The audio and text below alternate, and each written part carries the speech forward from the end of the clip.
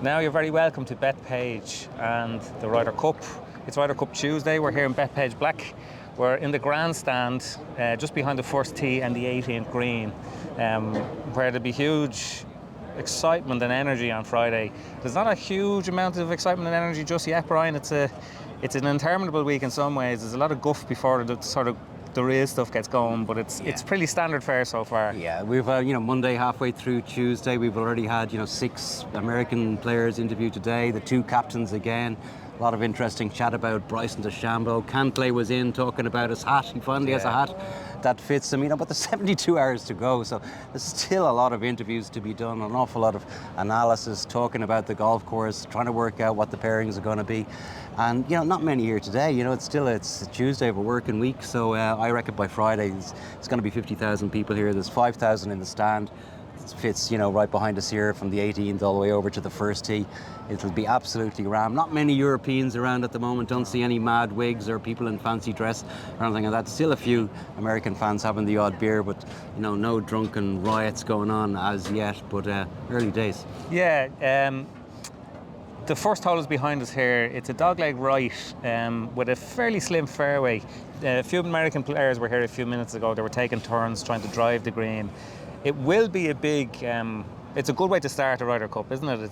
It gives that option. There's a risk and reward element to it. It'll be fun in the 4 balls. Yeah, we had that at Whistling Straits, if you remember DeChambeau driving the green there in Whistling Straits a couple of years ago. This is about 345 yards, I think. As the crow flies, we cut the corner to the front edge. So McIlroy, maybe DeChambeau, maybe Cameron Young. They're the type of guys who could maybe drive the green, but you don't want to be right because your short side of the green sits at an angle. So down the left-hand side, 50-yard pitch, try and make your birdie that way, get off to a steady start rather than giving the hole away with the silly bogey. So it'll be an interesting start, though. It'll be fun. It'll be a great atmosphere, that's for sure. Yeah, I think the closest thing that we've had to a contentious issue or a controversy in the 2 days we've been here is about the payments to the Americans. It's obviously the first time any Ryder Cup players have been paid. It's a $500,000 stipend. And 300,000 of that is donated to charity, and the other 200,000 has been branded as a stipend. Keogh Bradley sort of suggested yesterday that some players would donate it all, or they would donate more than the kind of stipend. But it was interesting to hear Keogh Bradley sit in the press conference saying, well, this is what the PGA of America wanted us to do, and my job is to kind of execute it. And then Luke Donald, who was sitting right next to him, said, well, we asked the European players, and this is something that they didn't want to do. And just by virtue of the fact that you have one team being paid and the other team who didn't want to be paid, it does create a bit of a sort of a frisson there that wouldn't be there otherwise. Yeah, I think it's it's been a little bit of a PR disaster for the PGA of America in a way. They've been trying to do something good, give the money, a lot of the money, probably all the money, let's face it, is probably going to end up going to charity. Cantlay said he'd be giving all the money to charity. Schauffele said, this is a real positive thing, but just to have that little doubt in there, that's what the Europeans have tried to avoid. All the money goes back to the PGAs of Europe, to the DP World Tour, to promoting the game that way. That's the way they want it. They don't want any, smidgen of doubt about, their loyalty to the cause of or being in any way mercenary. So, it's a banana skin, isn't it, for the American team if things maybe go wrong for them in the crowds that are saying, you're a crowd of mercenaries getting paid for this. But I think it's maybe been blown out of proportion a little bit. I don't know if it's going to be a massive issue during the week, but it's certainly been a talking point early in the week, that's for sure. How much can we read into the pairings for the practice today? We obviously had Rory McIlroy and Shane Lowry in the same group. Shane's partner in Rome for the foursomes was Sepp Straka, who's in a different group today. Are we likely to see Shane and Rory together? I think they've played together once in the Ryder Cup in Whistling Straits in one foursomes match.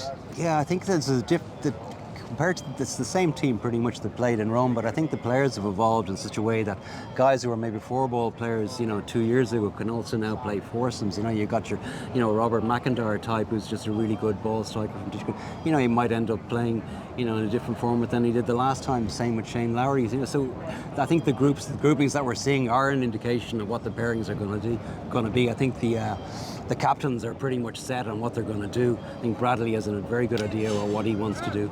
I think Donald does too, and I think those pairings are, those groupings today are significant. Fleetwood, Lowry, McIlroy, Rose. You can make up any kind of foursome or 4-ball in all those. Hogarth, Hovland, Strachan, McIntyre. you know, and then the last one was Aber, Catton, Fitzpatrick and Ram. You could mix those around any way you want. So, you know, I think there's a lot of versatility in the European team, I think. You know, a little bit more difficult maybe to pair up some of the Americans, especially somebody like DeChambeau. There's been a lot of talk about, you know, you had Brandel Chambly on Golf Channel saying that he was a captain's nightmare trying to fit him in, you know, with his, you know, poor arm play and his, you know, he's a little bit of a loose cannon maybe, but you know, the American captain was talking about how big an important part he's going to be for their team, getting that crowd going, and I think that's a big part of the American plan. Get that crowd going as early as possible, make loads of birdies. You know, I think with DeChambeau, you're certainly going to get plenty of fire and passion, which is what they want to do. Just get the crowd on their side early. Okay, well, it's windy enough up here today. I think the wind could play a bit of a factor, but all will be revealed on Wednesday when I think it's 8 of the Irish Ryder Cup or the European Ryder Cup players are up for a press conference, including Rory McIlroy. So it has been very US-centric so far, and I think maybe the story will move on a small bit tomorrow. Would that be fair enough? Yeah, I think so. I think the Europeans have eased their way into the week. You know, only a couple of them turned up yesterday afternoon, hit a few putts, hit a few balls. They're all out there today, but they were here last week. You know, they got, you know, a day and a half on the golf course. They've seen it, you know, so I think they're, you know, conserving their energy and just waiting. 72 hours is a long way away. It is a long, long way away, but we'll be here every step of the way, and we'll be back with more on independent.ie tomorrow.